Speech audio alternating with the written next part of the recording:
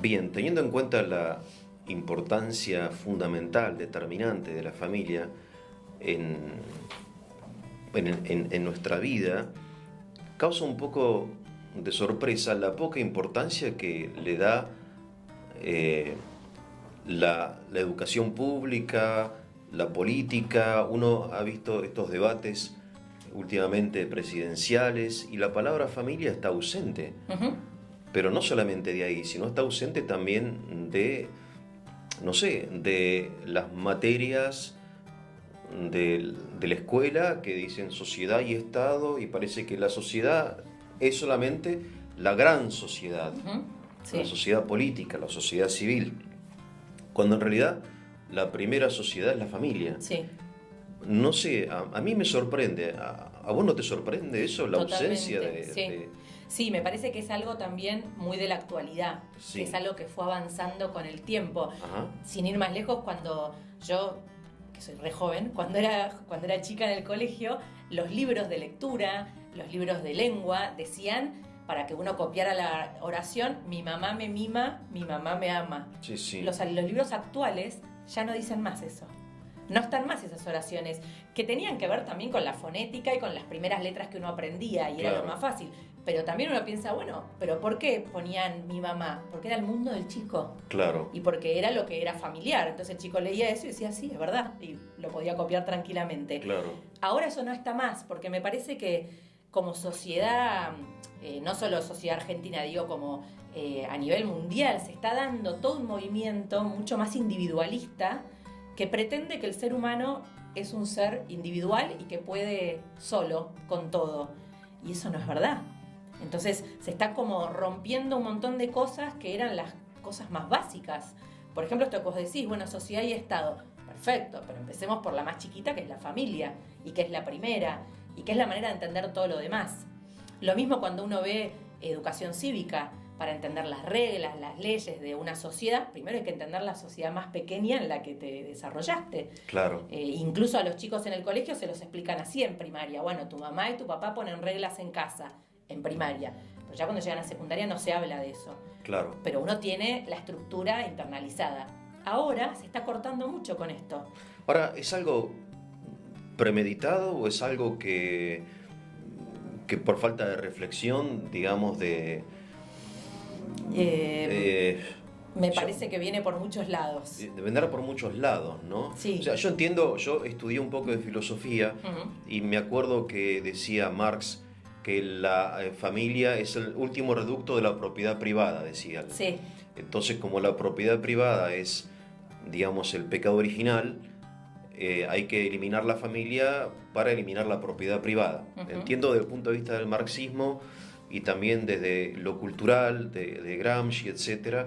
Y también lo entiendo desde el punto de vista del individualismo liberal, ¿no? sí, Que, sí. o de esto del existencialismo, que somos arrojados en el mundo, ¿no? Pero, por otro lado, es tan obvio esto de la familia. Ujú. Sí, Hasta de repente, me acuerdo, yo leí una carta de Marx a su esposa ujú, y ya no le habla como Carlos Marx es filósofo, le habla como su esposo. ujú, claro. Y es totalmente otra cosa. Sí. Le manifiesta el auténtico amor, la necesidad que él tiene de ella, etc., ¿no? Ujú. Es tan básico esto de la familia que es muy Sí. difícil negarlo, Sí, totalmente. me parece a mí. Al mismo tiempo me parece que esto que decís si es premeditado o no, me parece que hay un poco de premeditación, pero que también se va generando como una bola de nieve y se va haciendo como un movimiento y la gente se va subiendo todos sin darse cuenta. Pienso, por ejemplo, algo muy concreto es va avanzando la tecnología y es excelente y es buenísima, pero también tiene sus cosas negativas y nos hace más individuales. Entonces uno ve una mesa familiar y en vez de estar conversando, a lo mejor está cada uno con un dispositivo. Bueno, en ese caso la tecnología nos está ayudando y se está generando esto de ser arrojados al mundo. Bueno, entonces sálvese quien pueda. Vos hacé lo que puedas por vos mismo y listo. Y esto es opuesto a la naturaleza humana en realidad, porque la naturaleza humana justamente necesita del otro. Y el primer otro es la familia. El primer otro es la mamá, en realidad, ¿no? Que la necesitamos hasta para alimentarnos en lo básico. La mamá que amamanta es el primer otro en nuestra vida. ¿Cómo no vamos a necesitar de alguien siempre? Obviamente, en menor medida, ya no lo necesitamos para subsistir físicamente, pero sí para todo lo demás.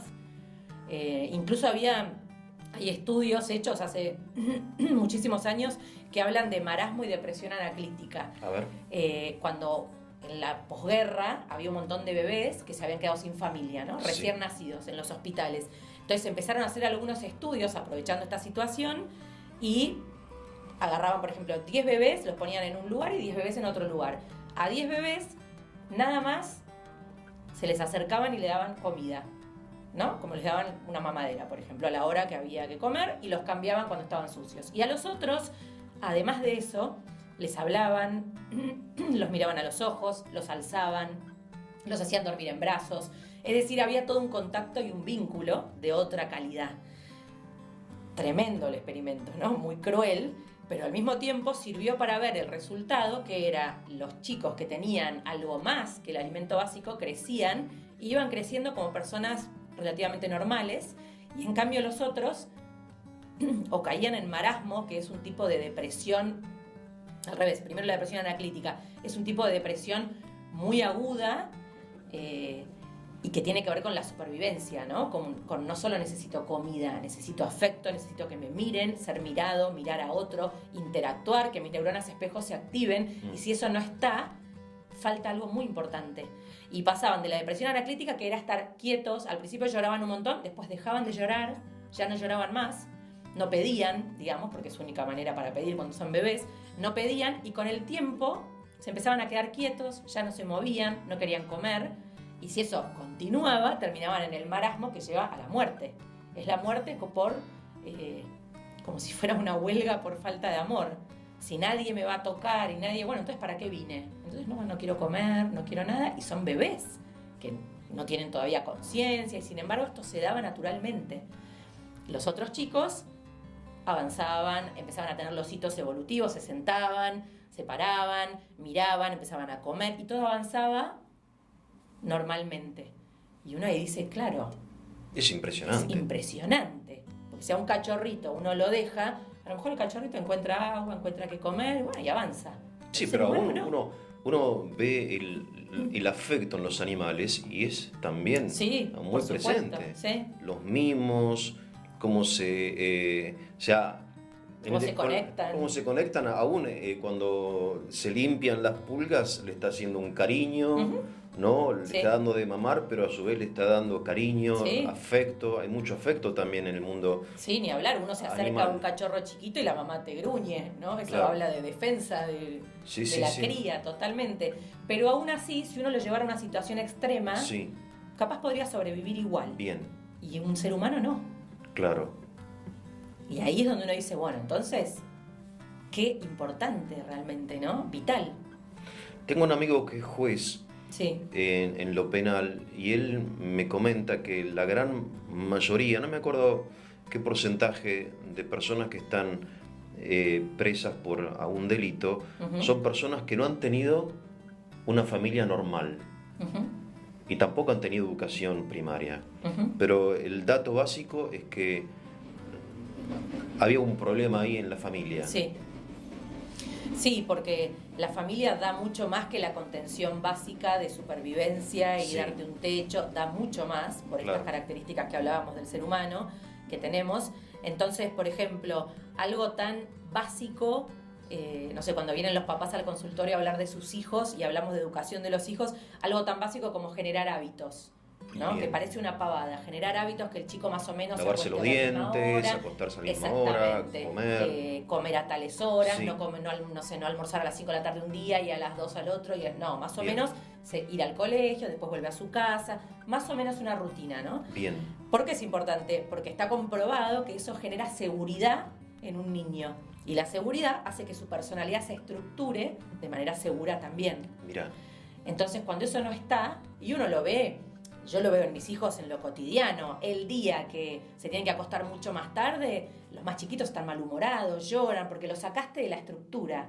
bien. Por supuesto que un día no pasa nada. Sí. Ahora, cuando eso es constante, o al revés, el chico no tiene hábito, el día que, no sé, hay que levantarlo para ir al colegio y los papás no se levantan, o se van a otro lado y no lo llevan al colegio, entonces el chico un día va, un día no va. bueno, empieza a tener problemas escolares porque no hay continuidad, entonces terminan dejando el colegio. Me acuerdo de una familia que yo charlaba siempre en la calle porque estaban siempre en el mismo lugar, eran 8 hijos y los llevaban a pedir con ellos. Y yo alguna vez charlando les decía, pero ellos ¿por qué no van al colegio? No, porque nos queda más lejos y porque después hay que ir a buscarlo. Incluso me han dicho porque nos dan más si estamos con los chicos. Sí, sí. Bueno, todo eso genera que esos chicos no tengan ningún tipo de hábito. Su cotidianidad es ir y estar ahí todo el día con los padres, viendo el mundo que pasa alrededor de ellos, pero sin interactuar. Bueno, eso genera todas otras cosas que a la larga... esto que cuando éramos chicos y quizá ahora también, que es levantarse, lavarse los dientes, hacer la cama, ir a la escuela, bla, bla, bla, volver a almorzar, eso es importante porque te da seguridad y te estructura la personalidad, te sentís seguro, amparado, protegido. Sí, exactamente, y al contrario, uno ve personas que son más inestables, que cambian mucho de humor, y cuando empezás a investigar te das cuenta, bueno, que justamente no tuvieron, porque en el fondo los hábitos son una seguridad externa, pero es una seguridad interna. Claro. Y te va formando la seguridad interna. Todo lo que sean límites, no solo esto no se hace, sino también, bueno, hasta esta hora te quedas levantado, a esta hora se come. Es como si uno tuviera que cruzar un puente, de esos que son una soguita mínima, y si no tenés de qué agarrarte a los costados, es tremendo, y es un vértigo. Bueno, esto es como el continente que se pone al costado, como el barandal, para decir, bueno, vos dale tranquilo que acá hay una baranda, y te da seguridad para avanzar.